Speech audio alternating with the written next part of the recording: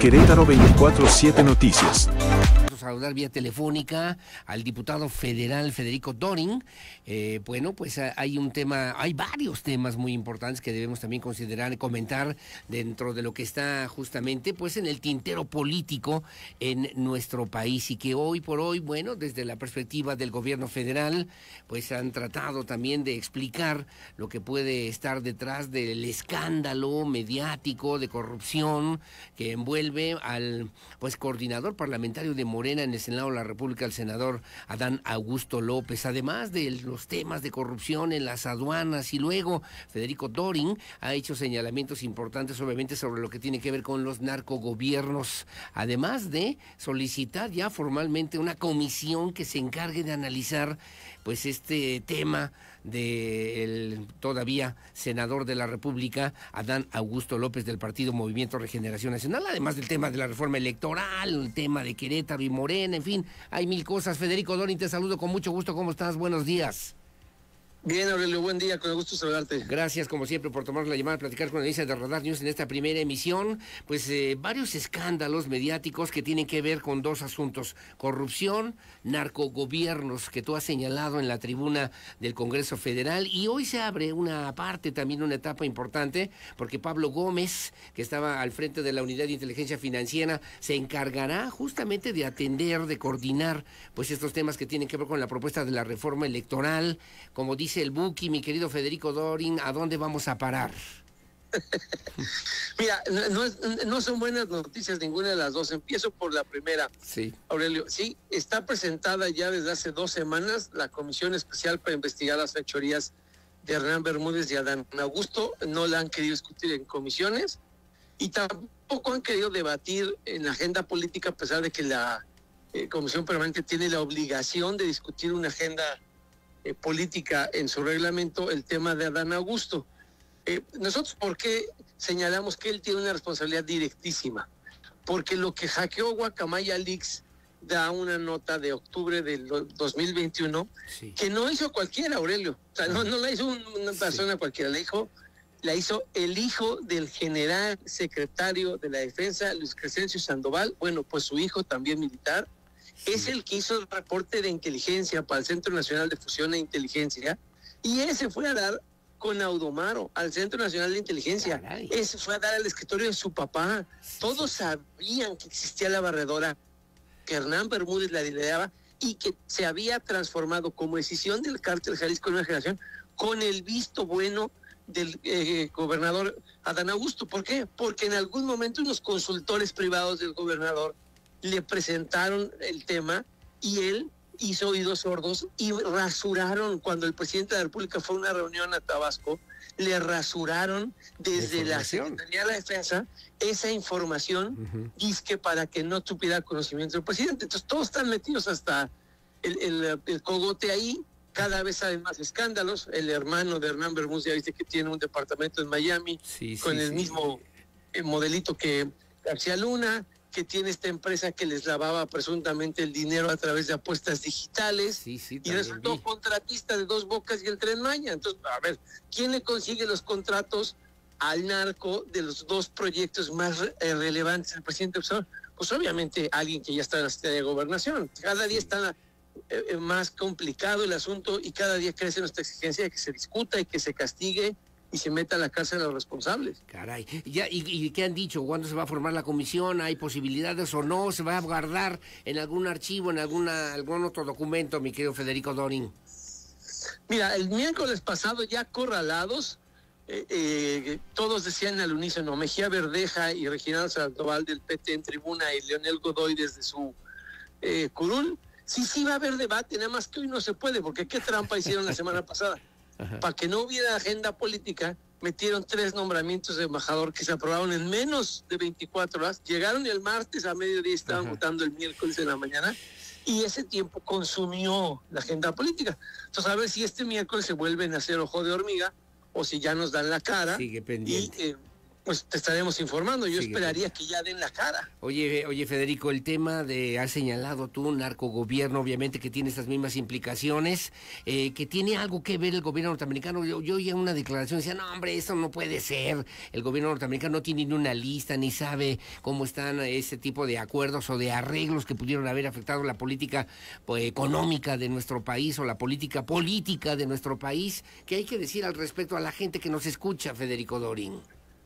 Hay que decirle que más allá de la lista, que sí es especulación todavía, Aurelio, Sí. lo que es un hecho es que la cabeza de Pablo Gómez rodó en la llamada de Trump y Sheinbaum de la semana pasada. Acuérdate que él quedó exhibido como un verdadero inútil cuando el gobierno de Estados Unidos hizo los señalamientos fundamentalmente de Vector, la casa de bolsa de Alfonso Romo, el que estaba con López Obrador en su oficina. Sí.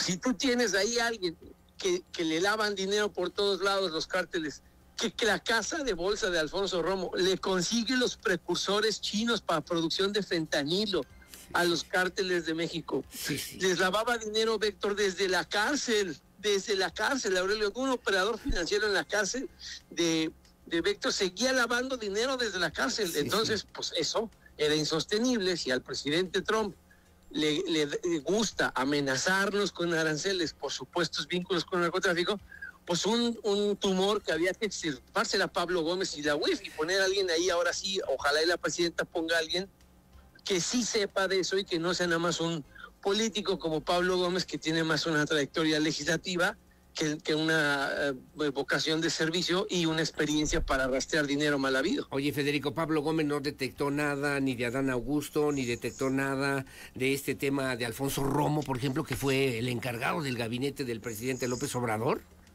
Nada es nada. Y si lo detectó, peor, cayó como momia miserablemente, porque lo que cuidaba era su hueso y no el interés público. Ahora vamos a la reforma electoral. La propuesta la tiene la presidenta. Entiendo que la retoman de lo que fue el plan A, B, C del presidente López Obrador. Y pareciera, y tú lo señalaste y me llamó la atención, y por eso queremos platicar contigo, Federico Dorin, diputado federal. ¿Se va a destruir al INE? ¿Va a terminar el INE? ¿Están socavando lo que puede ser esta estructura democrático-electoral del INE en nuestro país? Yo ojalá y me equivoque, pero me temo que sí, porque ya lo intentaron en la ciudad. Te explico qué hizo Sheinbaum cuando fue jefa de gobierno y no tenía a un operador como Pablo Gómez sin dignidad que le hiciera el trabajo sucio. Eliminó con el mismo plurito, el mismo sale muy cara la democracia y vamos a ahorrar. Eliminó áreas sustantivas del Instituto Electoral de la Ciudad de México. Fíjate nada más, la de fiscalización. Entonces ya no tiene un área de fiscalización en la ciudad. Ya nada más decían, no, pues eso que lo haga el INE, nosotros para qué investigamos. Sí. Oigan, también hay elecciones locales. No, pero que lo haga el INE. Oiga, y el área de equidad de género. No, que lo vea el INE. Entonces creo que mucho de eso va a ser, que corren riesgo los institutos electorales estatales, que se van a debilitar los instrumentos para fiscalizar, porque la prioridad, Aurelio, debería ser una reforma que garantice que sacas el dinero del narco de las elecciones. Y eso es lo que no va a pasar. Van a debilitar la fiscalización, van a tratar de construir mayorías artificiales jugando con la figura de las plurinominales, van a ver con qué esquema ellos se garantizan perpetuidad en el poder político, y sobre todo no nos van a dar ni esto que digo yo, que sacar al narco de las elecciones, ni la garantía de que no haya sobrerepresentación. A ver qué pasó con las mayorías. Tienen pluris como partido y pluris como coalición. Eso no puede ser, eso se tendría que corregir y se tendría que llevar también al ámbito digital. Las campañas, esto que está pasando con dato protegido y la censura de Héctor de Mauleón y de tus colegas en Campeche, todo eso es con figuras electorales. Lo que no pudo hacer en el artículo 109 de la ley de telecomunicaciones, la ley censura, nos engañó Sheinbaum, porque nos dijo, ya no va a haber censura y pueden tener sus redes digitales. Mentira. ¿Qué están haciendo con este censor judicial? Le impusieron a alguien del Poder Judicial al diario de Campeche que no puede poner una sola sílaba en redes sociales, en una plataforma digital, si no la revisa antes el censor judicial. Entonces ahora viene la censura, pero por la vía electoral, dato protegido. Hay que multar ciudadanos que critican a los de Morena. Se van vulnerando las libertades, Federico. Sí, eso nunca había pasado. A ver, yo estoy de acuerdo en que si alguien se excede en un tuit, lo tengas que borrar. Pero jamás habías visto que multaran a un ciudadano. Y si tú te vas a las épocas más negras de la democracia del siglo pasado, puedes decirme de López Portillo y que dejó de vender periódico Excelsior cuando le cerró en un mundo no globalizado el papel periódico de Pizza, y me puedes decir de periodistas que hayan presionado para que dejaran de levantar la voz, pero nunca los habían amenazado con quitarles sus casas, y nunca los habían prohibido que volvieran a ejercer el periodismo, y nunca les habían puesto un censor judicial. Eso no vas a encontrar, tú que estás bien informado, un solo precedente. Yo no recuerdo ninguno, porque no existe, eso jamás pasó.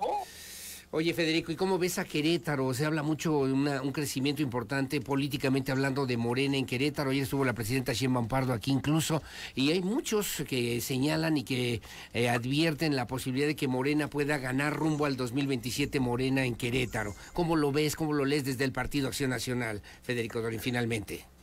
Mira, yo celebro que ayer hubo una buena reunión entre la presidenta y el gobernador. Celebro, por ejemplo, el tuit de él cuando juegan los aranceles. Y creo que eso que dicen es nada más propaganda política. Lo mismo decían que les iba a ir muy bien en Veracruz y en Durango, y no fue así.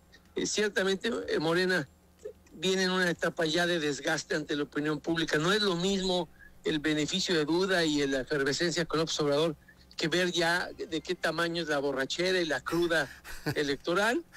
Querétaro va a seguir con buenos gobiernos. Y bueno, si Luis Alcalde quiere ir a... ¿Por qué Luis hizo el ridículo que hizo con ustedes? Porque como no quería hablar de estos temas de la barredora y del narco, pues fue a levantar calumnias e injurias, y no tienen una candidatura sólida, no tienen un cuadro competitivo.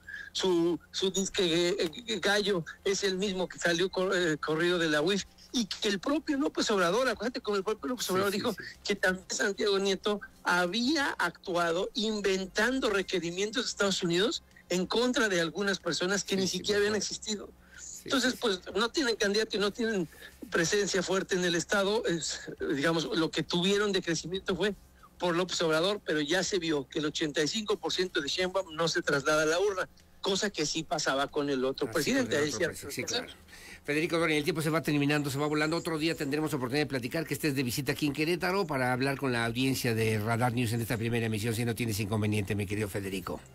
No, encantado, Aurelio. Gracias. Gracias, día. Igualmente. Buenos días. Bueno, pues ahí están los temas de fiscalización, construir mejores y además propuestas, sobre todo democráticas. Y lo más importante es que vayamos justamente haciendo este juicio de lo que tenemos que conocer y saber las y los ciudadanos del tema Adán Augusto López, el tema de las aduanas y la corrupción, el tema de los narcogobiernos y además lo que representan justamente pues esta borrachera sexenal. Hacemos una pausa, son las 7:55 de la mañana. Una pausa, de regreso voy a platicar con Pepe Ojeda, secretario de Desarrollo Social del municipio de Querétaro. Pausa y volvemos. Querétaro 24/7 Noticias.